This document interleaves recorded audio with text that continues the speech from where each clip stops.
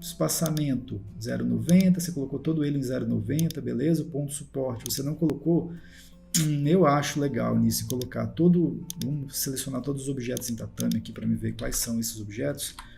Eu vou dizer que, assim como a gente ensina lá no curso, quando você for trabalhar com pontos leves, o espaçamento normalmente ele é maior, tá? Então você tem que trabalhar com espaçamento maior. E por conta disso, a gente não recomenda trabalhar o ponto de suporte tatame, porque senão o ponto de suporte tatame vai ficar exposto atrás do próprio objeto, por entre os pontos. Parecido com o caso que aconteceria ali na palavra baby, que eu te falei ainda alguns minutos atrás.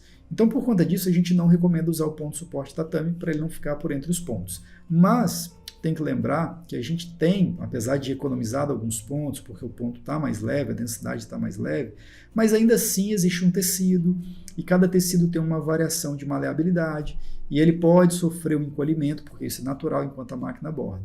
Então, por conta disso, a gente, já que não dá para trabalhar com ponto de suporte tatame, que seria o ideal, né, a gente prefere pelo menos trabalhar com ponto de suporte que é o corrido para a borda, tá? Pelo menos nos objetos em tatame aqui, para poder ajudar a máquina a travar o tecido de modo que ele não venha encolher tanto a ponto de desencaixar os objetos ou desencaixar o contorno. Então, pelo menos aqui um corrido para a borda, e pode trabalhar um corrido para a borda duplo, tá?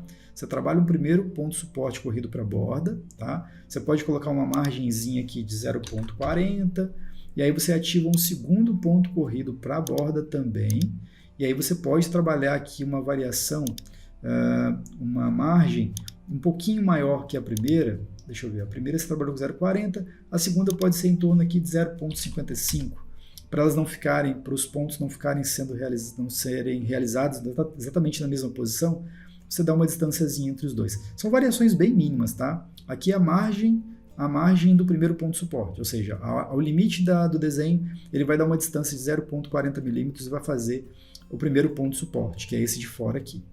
E aí o segundo ponto de suporte, que é esse de baixo aqui que eu ativei, também corrido para a borda, e eu já estou colocando uma margem de 0,55. Eu vou trocar aqui para você ver como a linha vai se sobrepor. Ó, coloquei 0,40, as linhas ficaram sobrepostas, ou seja, dois pontos de suporte passando exatamente na mesma posição. Quando eu coloco 0,55, eu dou uma margem maior, diferente para os dois pontos de suporte. E aí eu tenho um travamento do tecido ainda um pouco mais reforçado, porque ele vai costurar, ele vai perfurar os pontos numa posição diferente do tecido e não na mesma posição. Tá? Isso aconteceria se a gente colocar 0,40 nos dois. Beleza? Então isso aqui vai ajudar a travar um pouco mais o tecido e não vai mudar o aspecto do desenho. O máximo que vai acontecer é que ele vai dar uma leve cor mais forte no contorno, justamente porque ele está passando a linha ali para travar, né? Então isso eu não entendo isso como um defeito no aspecto visual,